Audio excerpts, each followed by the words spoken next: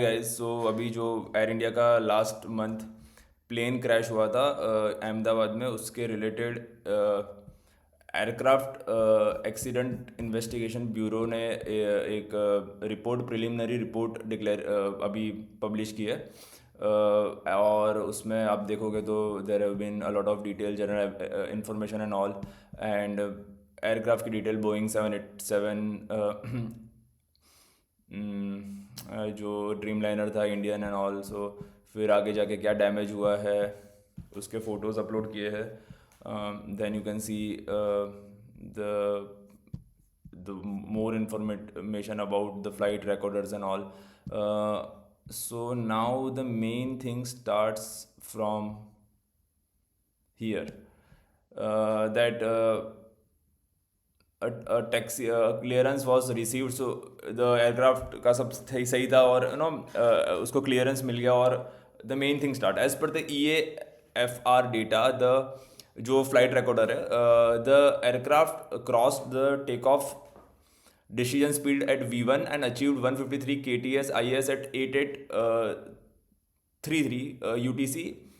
The VR speed was achieved 155 kts जो speed मिली थी as per EAFR data, and the aircraft air ground sensors transition to air mode consistent with the liftoff at 8839. So 8839 पे lift off हुआ है।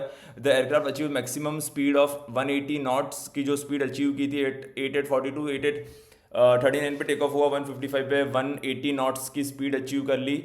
और immediately after the engine 1 engine 2 fuel cut off switch transition from run to cut off. So run से cut off, यानी cut off होता है, यानी आपका एक इंजन को फ्यूल जाना बंद हो जाता है, दोनों इंजन की फ्यूल की स्विच कट ऑफ में चली गई है।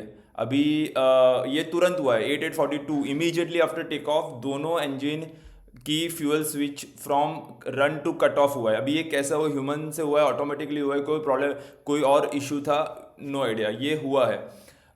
और उसके बाद वो अपनी take off value, engine N1 and N2 began to decrease from the take off values as the fuel supply to the engines were cut off. And in the cockpit voice recording, one of the pilot is heard asking that why did he cut off. The other pilot responded that he did not. So एक pilot ने दूसरे pilot को बोला कि cut off क्यों किया, तो दूसरा पायलट बोल रहा है कि मुझे, मैंने नहीं किया। सो ये किसने किया पता नहीं। It is very surprising and shocking that वो ट्रांजिशन हुआ रन से कट ऑफ, नो आइडिया कैसे हुआ। अभी that's why RAT CCTV image जो हम सबने देखा है कि RAT RAM air turbine getting deployed during the initial climb immediately after the lift off. No significant bird activity is observed in the vicinity of the flight, यानी कोई blood activity नहीं थी। The aircraft started to lose altitude before crossing the airport perimeter, यानी airport perimeter wall को cross करने के पहले ही उसका डिसेंट स्टार्ट हो गया था। आगे जाएंगे तो both engines N2 values passed below minimum speed से नीचे चली गई, and the RAT began supplying hydraulic power at 8847. सो अभी देखिए 8847 पे तो, यानी 8839 पे तो लिफ्ट अप हुआ है, 42 पे मैक्सिमम हाइट है, और 49 47 यानी 5 सेकेंड्स के अंदर engines are cut off, RAT has been deployed. फिर क्या है कि engine 1 fuel cut off switch transition from cut off to run at 52, यानी आफ्टर 5 सेकेंड्स उसको कट ऑफ से रन में ट्रांजिशन किया है, वो मैन्युअली किया होगा। And the auxiliary power unit inlet door APU door begin opening, so power restart हुआ consistent with APU start logic. Thereafter at 8856 4 second letter engine 2 की स्विच भी उसको वापस रन किया गया। When the fuel control switches are moved from cutoff to run the aircraft in light, while the aircraft is in flight, each engine's full authority dual engine control automatically manages to relight and thrust recovery sequence in of ignition and fuel introduction.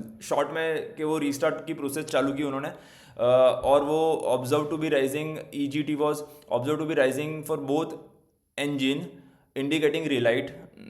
engine 1 core deceleration stopped, यानी जो engine 1 का जो बंद हो रहा था वो start हुआ, रिवर्स हुआ, और वो started to progress to recovery.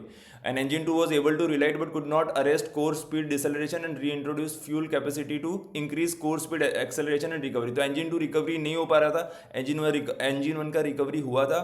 The EAFR recording stopped at 8911, यानी 8911 पे almost 20 seconds later, 15 seconds later वो बंद हो गया. 8905 बिफोर वो बंद हुआ रिकॉर्डिंग, पायलट ने मेडे मेडे मेडे कॉल दिया है. The ATCO inquired about the call sign. ATCO did not get any response but observed the aircraft crashing outside the airport boundary and activated the emergency response. At 8:44, the crash fire tender left the airport premises for rescue and firefighting. They, I think उसके बाद की story सबको पता है. They were joined by fire and rescue services of local administration. Process of investigation, the wreckage site activities including drone have been completed. Both engines were retrieved. Components of interest for further examination have been identified. Or fuel sample taken from the Bowsers and tanks used to refuel sample. यानी आगे का तो ठीक है, investigation और क्या क्या लिया है उसकी बात कर रहे हैं.